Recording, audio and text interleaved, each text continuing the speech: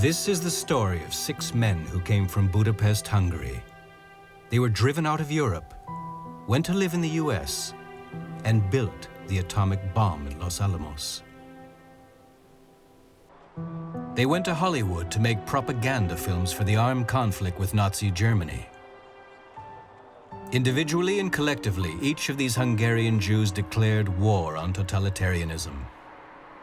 Michael Curtiz was originally called Mihály Kertész-Kaminer. He carved out a career in Hollywood and made Casablanca, the most famous film of all time. Endre Erno Friedman became Robert Capa. Armed with his camera, he went to war alongside US troops and became the world's most famous war photographer. John von Neumann, originally János Neumann Margittai, was the mathematical genius of his age and devised the structure of the modern computer.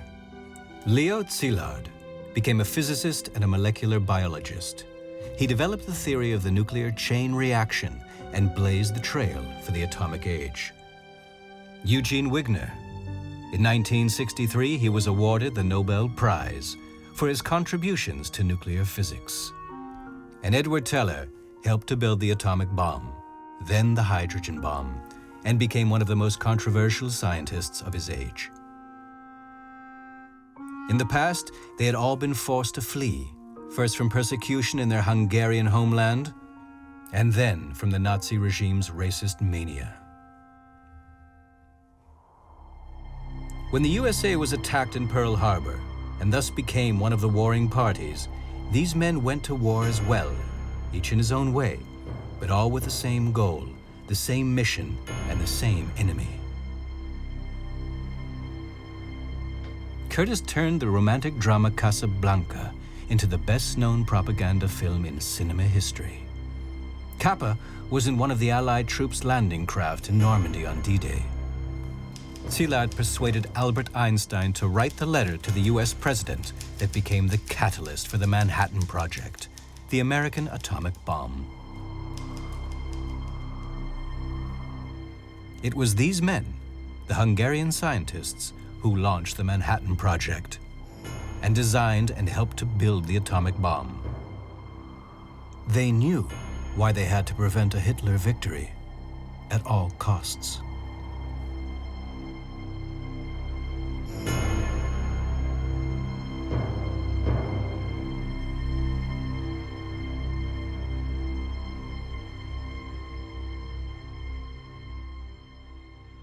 I came from Hungary and Germany. I have seen many things firsthand. I was dreadfully worried about my family and all my friends. When finally we began to do something in participating in the war effort, it was a relief.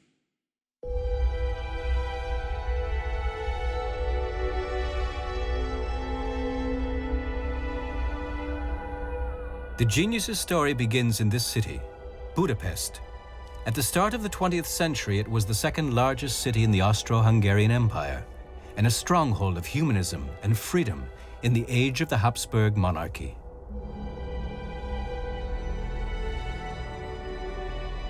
A spirit of optimism is in the air, a premonition of the coming age of technology and science.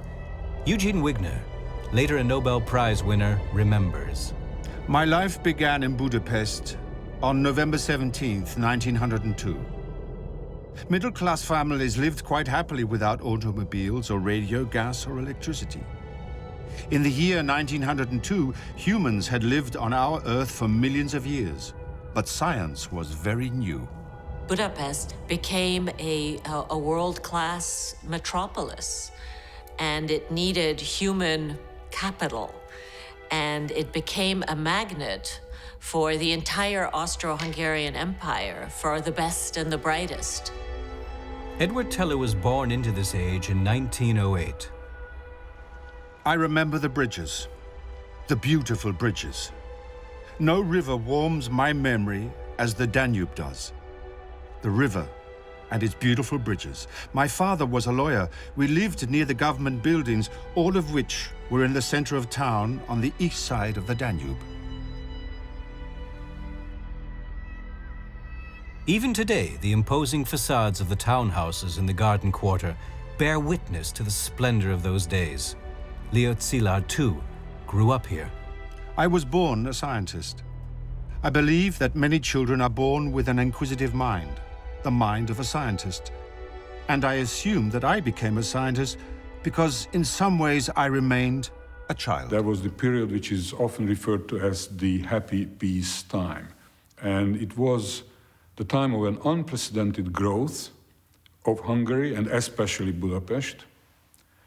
And since our protagonists are all Jewish, we have to remember also that Budapest was the place where a very substantial Jewish immigration happened. The Habsburg Empire was a very tolerant land, and there was emancipation.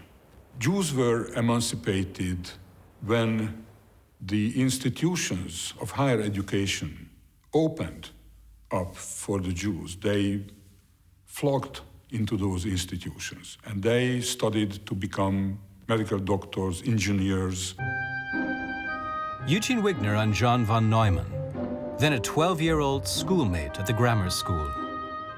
The way he described set theory and number theory was enchanting. Both his knowledge and his desire to relate it seemed inexhaustible. Budapest had one of the strongest and most challenging gymnasium curriculum and in all of Europe. And this too played an enormous role in the education of this class of secular Jews, because although they were of Jewish background, they were not religious people. These were people who believed that religion was a thing of the past. The natural sciences, with their groundbreaking insights into physics and other disciplines, were new. So were undreamt of opportunities for talented young people. Budapest was bursting with activities and progress, and part of this was the excellent high schools. In the high schools, there were teachers, mostly men, and very often they carried out independent research. Some of them became members of the Hungarian Academy of Sciences, which is the highest accolade one can reach in science. And there were several excellent high schools whose graduates would eventually become Nobel laureates. It is an age in which everything is new. The marketplaces for new ideas are the cafes in the cities. Here, intellectuals, students, and also artists such as the young director Michael Curtiz discuss literature, mathematics, physics, the nascent world of film, photography, and politics. The coffee house was a special institution in the Hungarian culture, and people sat around all the time. Students such as Szilárd, after class, would sit around in these elegant places. The New York Cafe was one. And they would try to solve the world's problems. They were interested in big ideas. They were going to transform the world, because the world, as they found it, was not such a great place. Because the First World War changed everything. It was the first modern war in history, a bloody theater of technical progress. 19-year-old Leó Szilárd had to go to war. The others were spared this fate. They were too young. But the war left its mark on them, too. When the war was over, the communists assumed power in Hungary. Edward Teller was 10 at the time. The communists toppled everything. My father could no longer practice law. In fact, we became social outcasts. But the Soviet-style government under Béla Kun didn't last for long.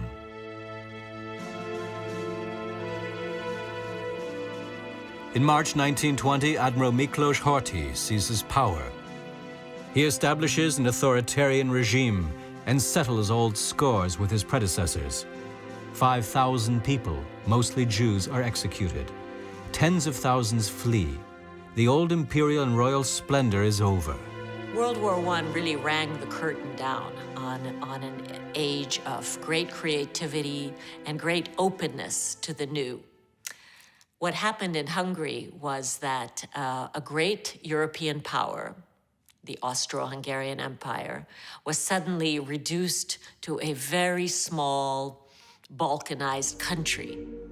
The exodus begins. Mihaly Kertész heads for Vienna. Leó Szilárd has to flee from the anti-Semitism in his homeland. In 1926, Edward Teller goes to Germany, where he later encounters Eugene Wigner and the latter's school friend, John von Neumann. Teller later described leaving his eventful youth behind as follows. During my first 11 years, I had known war, patriotism, communism, revolution, anti-Semitism, fascism, and peace. I wish the peace had been more complete. They had a memory where, you know, from one day to the next, they would lose everything, you know, when the pogroms would come. So there was this kind of built-in urgency. There was no time to waste. You know, move fast, make hay while the sun shines. Berlin, place of refuge, like Budapest and Vienna, was the capital of a fallen empire. After war and revolution, the Weimar Republic's capital city experiences an unprecedented golden age.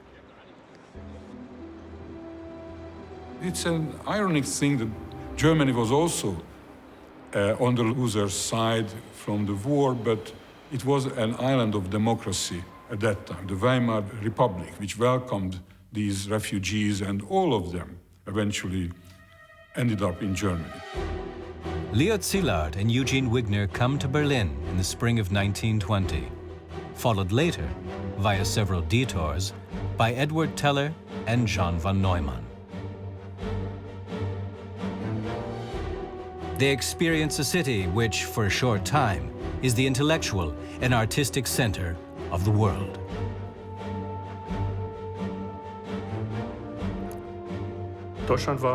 Without a doubt, Germany was one of the major centers for atomic physics. It was international, perhaps more international than at any time thereafter, in terms of both the students and the teaching. And its center is Humboldt University's Kaiser Wilhelm Institute of Physics in the elegant Dahlem district.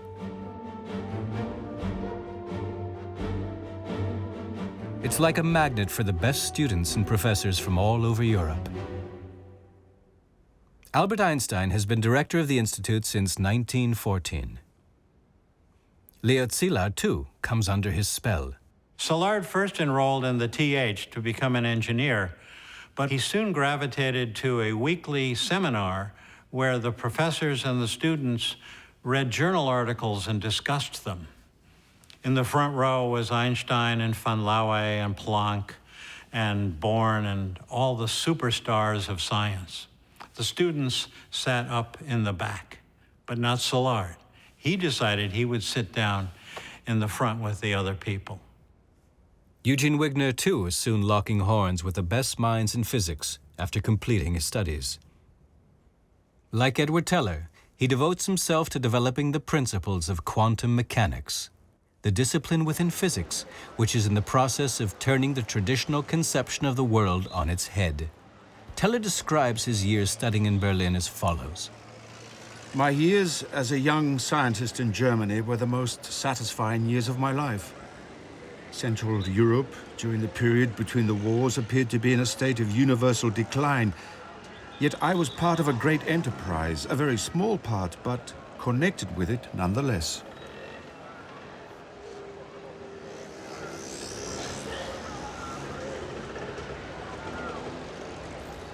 In Berlin, the young researchers develop something of their home city's flair. The prevailing spirit of optimism resembles that in Budapest's golden years. Szilárd is working on the foundations of modern information theory. There was an onrush of ideas, all more or less connected, which just kept on going until I had the whole theory fully developed. It was a very creative period, in a sense the most creative period in my life, where there was a sustained production of ideas.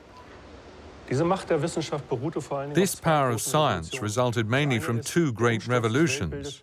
One was the toppling of the established view of the world by the theory of relativity, and the other was quantum theory. Time-wise, they developed almost hand in hand at the beginning of the century. And they led to a vast number of technical applications, right up to the present day with laser and computer technology. Things kept getting smaller in the physics field. We researched into the atom, the atomic structure. What can we do with these atoms? What happens at this level? Can we influence processes? What happens when I let atomic nuclei collide with each other? These were questions in which enormous potential was seen. Not least, how did the world come into being? John von Neumann is fascinated by all the questions that the new sciences bring in their wake. He formulates the mechanical foundations of quantum mechanics, a once-in-a-century task. He is not even 30 years old when he follows a reputation to Berlin. He is a transitional figure. The transition from classical science, which he never renounced, and the direct application of this science to technology. In this respect, he is one of the great European scientists, comparable to Einstein. Einstein became the most important mentor for the young scientists from Budapest. Szilárd was fascinated. You are struck with his great modesty and his great simplicity of heart. This simplicity is perhaps the key to understanding his work. In science, the greatest thoughts are the simplest thoughts. Szilárd asked Einstein if he would teach a few of his friends statistical mechanics, and Einstein agreed. The friends were all Hungarian: Eugene Wigner, who later became a Nobel laureate in physics, and John von Neumann, who created the computer. These were Szilárd's friends, so you can imagine a meeting with Szilárd and these fellows and Einstein, and what a lively session it must have been. I'd like to tell you a little bit about Szilárd's contribution to our understanding of computers and information. It was a significant contribution made back in 1928 when he was thinking about these things, and spent some time thinking about the behavior of molecules and the statistics of how such systems behave.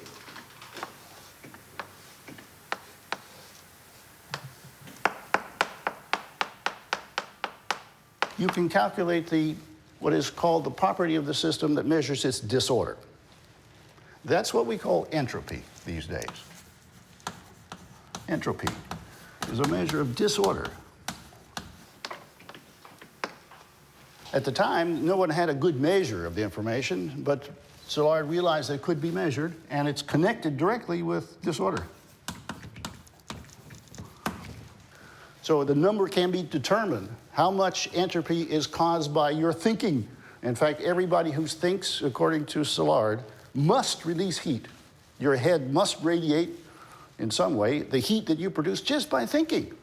So there's a connection that we're making here that he made between what is called the entropy of the system and the information stored in that system. In fact, it turns out that in a computer, it's the erasing process. You've got memory in your computer, and when you erase the memory, it necessarily produces heat. So there's an intimate connection between information processing, computers, which is what you're using all the time now, and heat. Szilárd said, you must produce heat. Szilárd was very good at it. He was very good at thinking through things. He used to sit in his chair rather than writing on pieces of paper, as most physicists do. He just sat down and thought. And he probably was one of the best at producing answers or just sitting there thinking about it. In fact, his answers usually came 20 or 30 years before other people had similar thoughts. The new science was not the only great vision of the 20th century. Cinema suddenly visualized the dreams of millions. Their idols were called Asta Nielsen or Greta Garbo. Berlin's UFA studios are the dream factories of the age. Huge studios, crowd scenes with hundreds of extras, movable cameras. Epic films were the leading cinematic fashion in the 20s.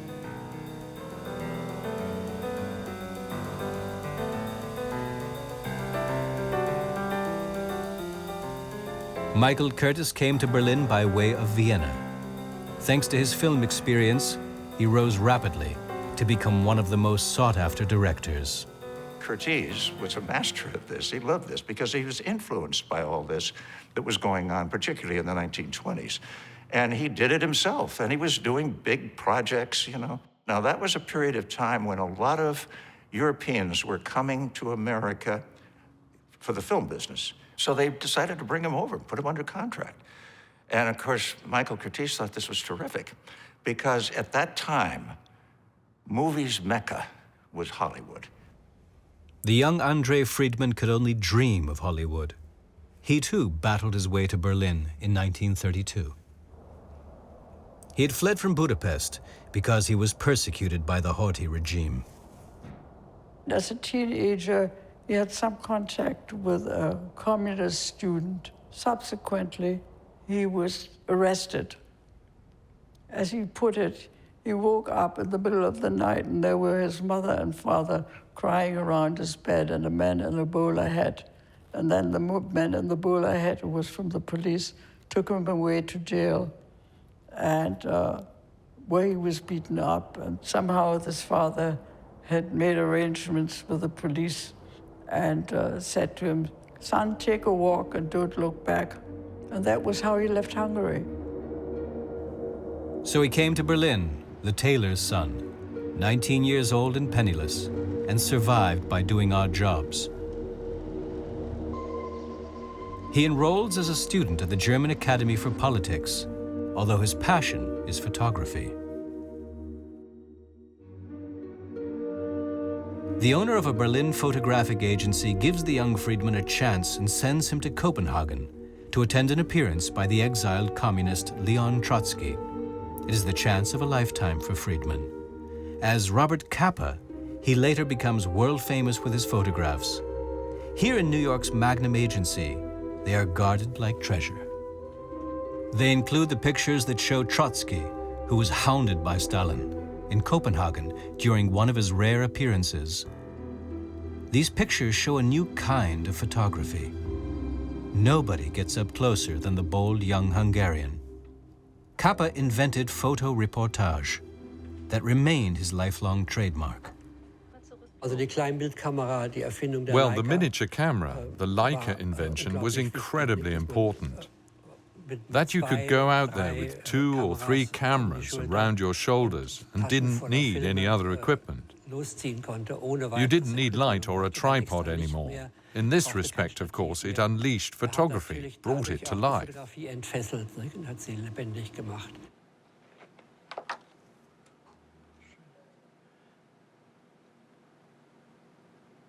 He was the first to reproduce real stories about a given event. It wasn't just one photograph, but several photographs about the unfolding of whatever he was photographing.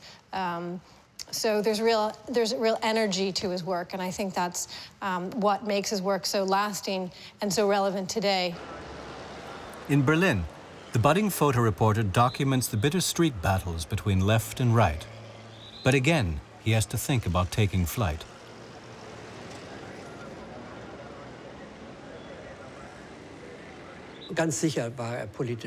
He undoubtedly had political convictions. He fled from Hungary, of course, then lived briefly in Berlin in Germany, then of course had to flee again and ended up in Paris, and by then was really a citizen of the world. The storm that was gathering in Germany, however, also became clear to the Jewish scientists from Hungary. What they experienced in Germany revived the worst memories of their youth in Budapest. It was a warning for them. Szilárd was somebody who, although he was a scientist, read newspapers all day long, and he worried about economics, and he worried about politics. And so he could see the buildup of the Nazi Party coming years before his colleagues could see it. And he put 2 suitcases by the side of the door, and he said, "I'm going to keep these packed, and I'm going to be ready to go when things get too bad." When Hitler comes to power, Szilárd knows that not much time remains. The Reichstag fire on the 27th of February 1933 is the signal for him to leave the country.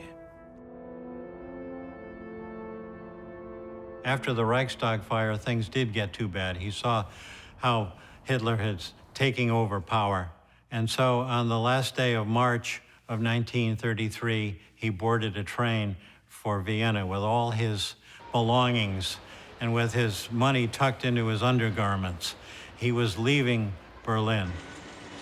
The next day, that train was stopped, and non-Aryans were robbed of their possessions and sent back into the country. Szilárd said, to get by in this world, you don't have to be cleverer than other people, you just have to be one day earlier.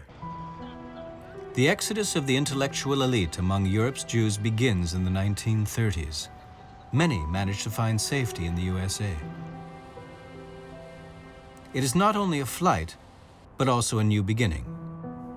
John von Neumann arrives in the USA together with Eugene Wigner. He believes that Europe has no future. Wigner realized what consequences this mass flight of top European scientists would have. He commented sarcastically, The USA should erect a large stone monument to Hitler, thanking him for his contribution to the advances in American sciences. Not even Stalin displaced as many scientists as Hitler did.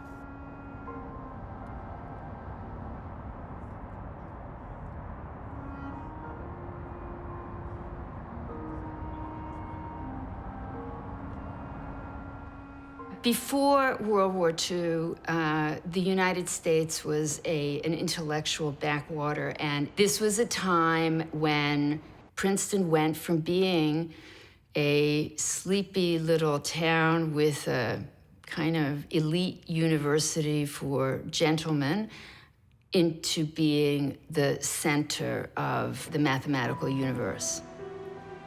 In Princeton, they were looking for the brightest minds in Europe.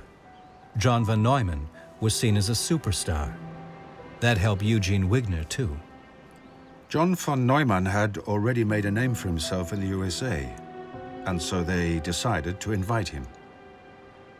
Then they saw that he had written his scientific papers together with a certain Wigner, and so I also got a telegram.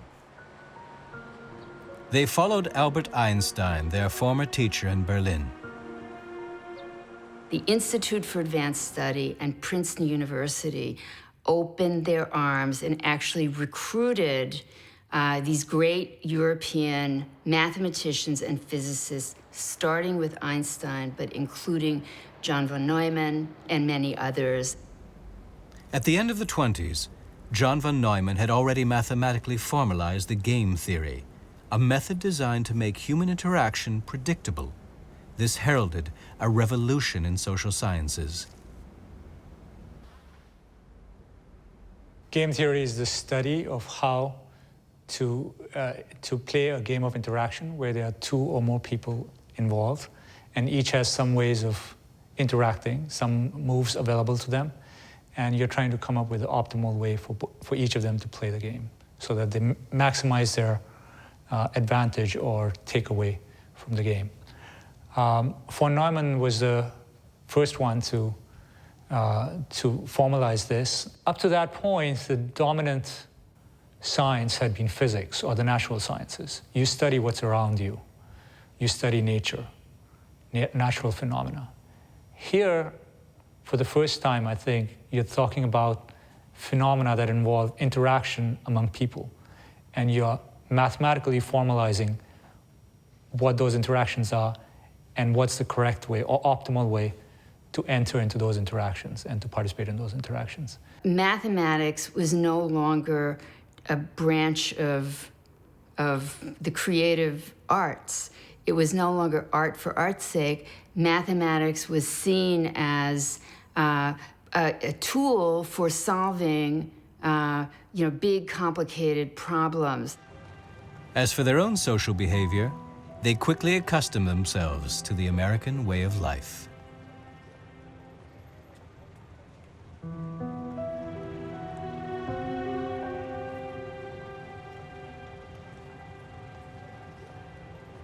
They were very sophisticated, upper-class Europeans, and then sort of acquired some American traits like the love of fast cars, the love of hard liquor as opposed to wine. But basically, they were upper class, very social people. John von Neumann was a species apart, a different creature from other mortals. And I think that he tried to mask that a little bit with all his jokes. And he, of course, was actually a deep pessimist, a very dark figure, like all the others. Leó Szilárd leaves Vienna to head for London before the end of 1933. From then on, his life remains restless. He never settles down again. Szilárd said he would prefer to have roots, but if he couldn't have roots, he would have wings. And so he loved to live in hotels, he loved to travel, sometimes he would have hotel rooms booked in 2 cities at the same day, and he would go back and forth. He was just constantly on the move. Szilárd was unemployed. In England in the 1930s, there was no job for one of the most gifted physicists of his time. But he still researched as he did before. He went on very long walks and looked for solutions to physical problems. Neutrons had been discovered for the first time in the previous year, and as a result, the atomic structures were largely deciphered. After that, scientists disagreed about what the consequences of this would be. An article by Ernest Rutherford, the chemistry Nobel Prize winner, had appeared shortly before that. Rutherford famously said, the idea that you'll ever get energy out of the atom is moonshine. It's crazy. And that angered Szilárd. He'd been thinking about the fact that you probably could, one way or the other. I was pondering about it when I was walking through the streets of London. And the answer was, if I could find an element, an atom which is unstable, which emits 2 neutrons when it absorbs 1 neutron, then such an element could sustain a nuclear chain reaction, if it were assembled in a critical mass. The thought that this might be possible became a sort of obsession with me. His first thought, what a great source of energy. We can replace coal and oil. His second thought, what a great source of weapons. We can have an atomic bomb.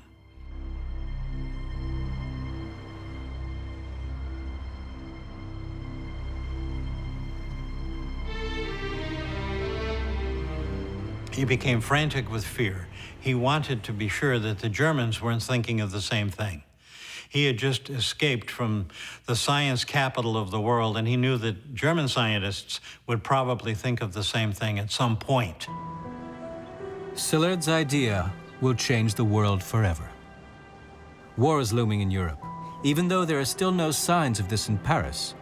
But in Germany, Italy, and the Spanish Civil War, the fascists are gaining ground.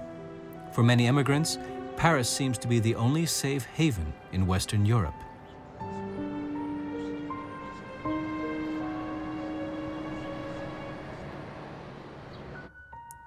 André Friedman, the young photographer from Berlin, also flees to Paris. When he came to Paris, he had nothing. He barely spoke French, but he had a visual sense that he had picked up, first in Hungary, but then working in labs in Germany. And that was the direction he was going in. But it was very hard for him to make ends meet. And many of the letters to his mother during that time are all about how the struggles. In the evening, André frequents the cafes on the left bank of the Seine, in Montparnasse. He drinks, gambles, and looks for a new mission.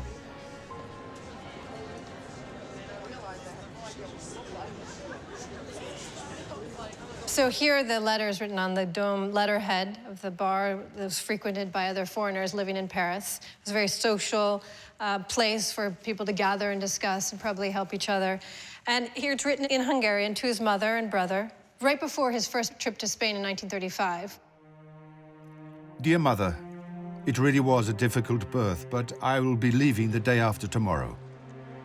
Of course, in this chaos, I don't know whether I'm coming or going. I still don't have a camera, and I don't expect much in the way of money. He went to Spain because I couldn't earn a living. He didn't go to Spain because he wanted to become a great war photographer. He was a young photographer, and he just couldn't get published.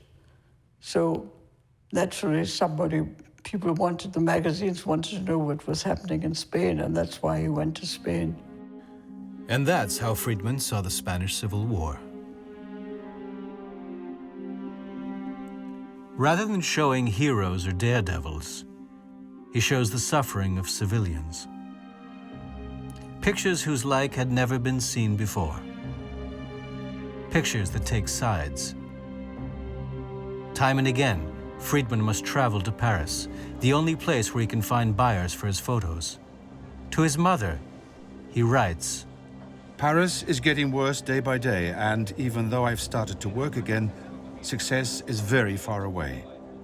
I'm through with the bohemian life, and I am ready to make a fresh start. Then he encounters Gerda Taro. It would appear that Gerda was the love of Capa's life. He wanted to marry Gerda, but Gerda wouldn't have any of it. Gerda was a free spirit. She was straight out of the 20s. She had lots of boyfriends. She wanted to make a career, and she certainly wasn't willing to be tied to Capa.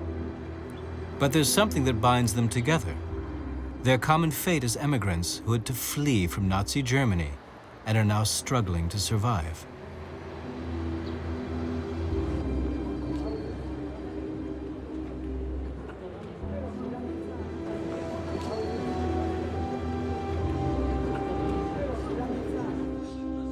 Then they reinvent themselves. The name Capa, Robert Capa, was a name that was devised by Gerda Taro and Capa together. Capa was born Andre Friedman, and he was working as a photographer in Paris as Andre Friedman. But his work was not bought for very good prices, and they needed to find a new strategy. Nobody was buying his photographs. So he and his lover, Gerda Taro, decided that, well, maybe if you became a mysterious American photographer named Robert Capa, maybe we could sell your photographs.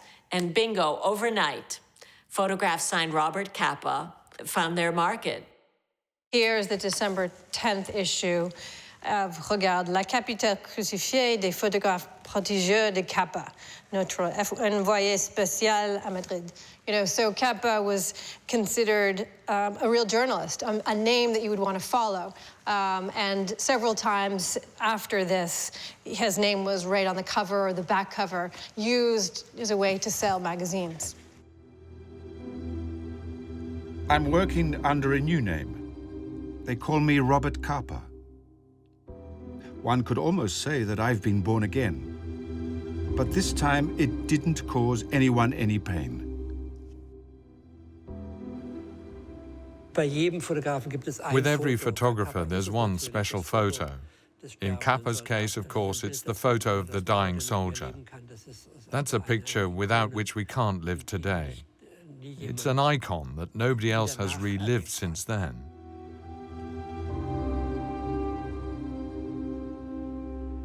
Someone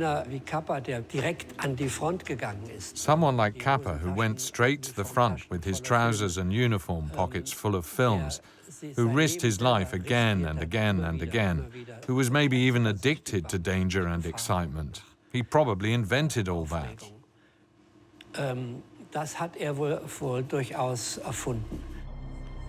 Gerda Taro goes her own way as a war photographer. She's political, ambitious, and daring. On the 25th of July, 1937, she takes photographs during a bombing raid by the German Condor Legion during the Battle of Brunete.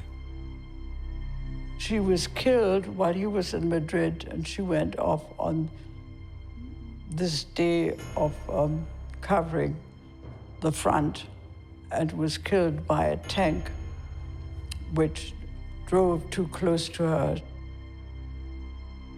It was a tank belonging to the Republican troops that ran her over just a few days before her 27th birthday.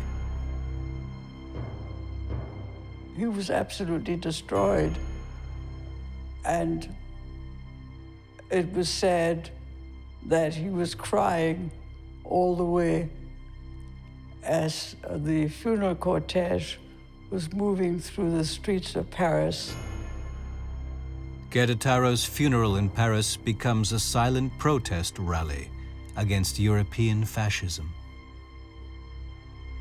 Capa moves to the USA. He never commits himself to a woman again, and never again finds a home.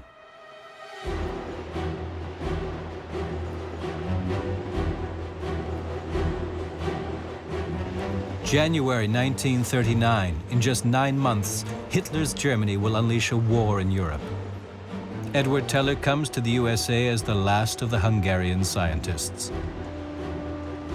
John von Neumann, who was teaching at Princeton at that time, had a sense of foreboding. I believe a global war is unavoidable. It would be naive to believe that a war could help the Jews stranded in Europe. God grant that I am wrong.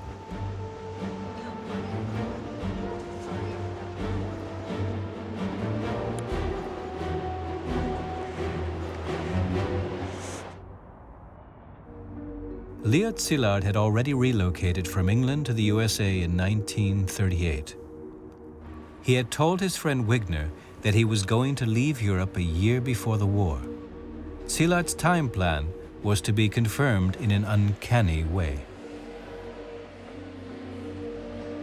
The world's best physicists meet in Washington, the American capital, in 1939.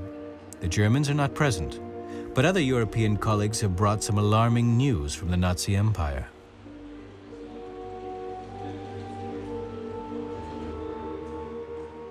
In late 1938, German scientists discover fission. This news is coincidentally brought to the United States by a famous Danish physicist named Niels Bohr, who announces this at George Washington University here in Washington. And immediately it is recognized that the fissioning of certain kind of uranium can be made into a weapon.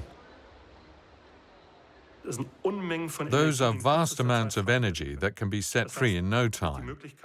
It's possible to create an energy-generating machine in a controlled way, or an atomic bomb in an uncontrolled way.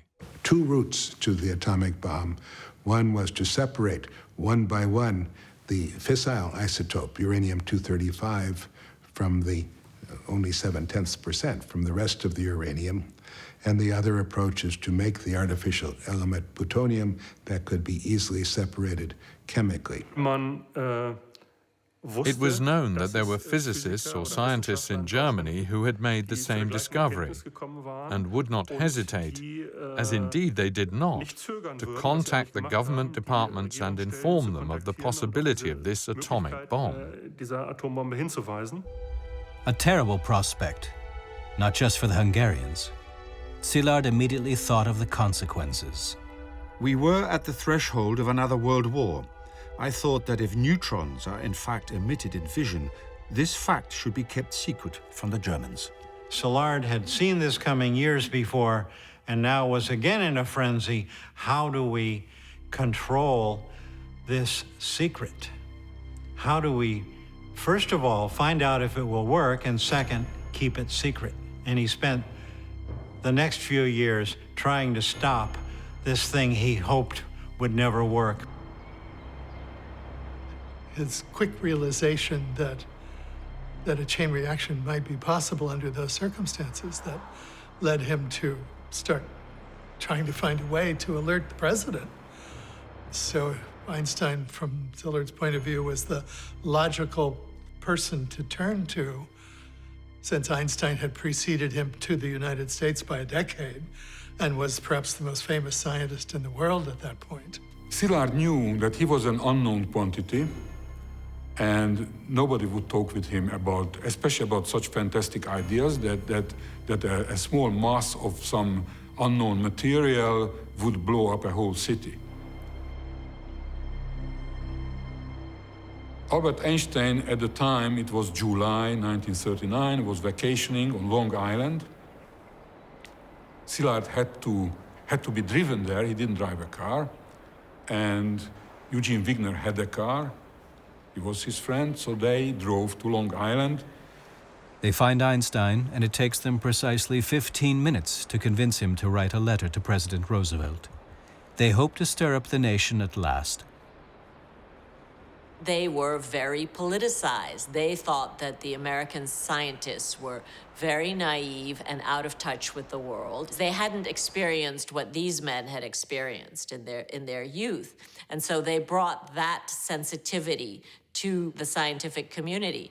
It's hard to imagine without them what would have happened to this country. The president has to be made aware that a new era of warfare is dawning. Einstein and Szilárd recommend their own experiments to the USA. It's really remarkable when you think of this man in a strange country, not yet a citizen, not speaking English all that well yet, thinking, well, I need to talk to the president of this country about building a bomb. It's really, the self-confidence is striking, to say the least. But the letter reaches the White House only after a roundabout journey. It is more than 2 months before the president replies. Valuable time is lost. After President Roosevelt received Einstein's letter, he set up a uranium committee, which in October of 1939 invited Fermi and Wigner and Szilárd to confer with the government. So there was a delay. And there were other reasons for delay. It was difficult for the US military to understand that anything so potentially enormous in scope could have come through such an unlikely set of sources. And then they said, but maybe you want some money. What do you want? And Wigner thought $6,000. So they said, okay, give them $6,000. They return to their research institutions with this relatively laughable sum and the realization that their mutual distrust is great. Szilárd has rented a laboratory space at New York's Columbia University at his own expense, but has insufficient funds for serious experiments. Szilárd is in despair. It is an incredible fact that between the end of June 1939 and the spring of 1940, not a single experiment was underway in the United States which was aimed at exploring the possibilities of a chain reaction in natural uranium. The reason it took so long was that nobody believed it was possible. Fermi himself thought maybe in 50 years we'll have a reactor. Only Szilárd saw how close we were to actually having a reactor and a weapon.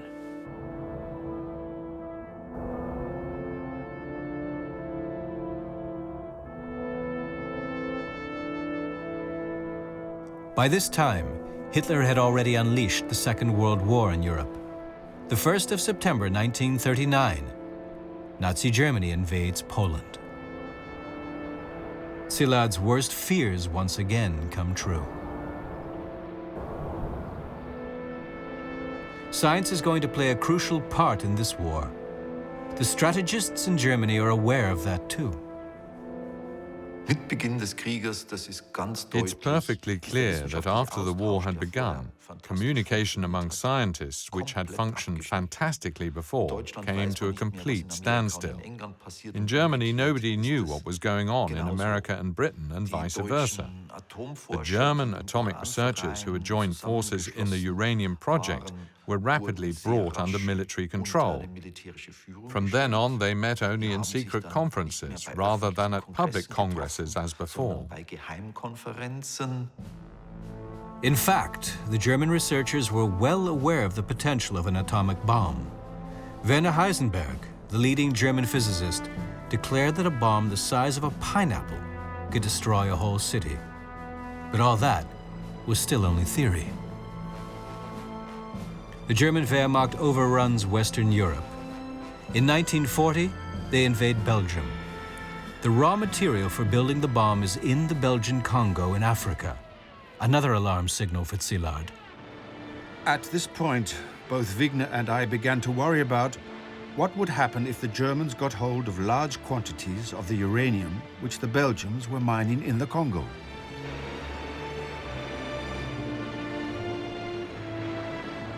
Szilárd was in deathly fear that the Germans were way ahead of us.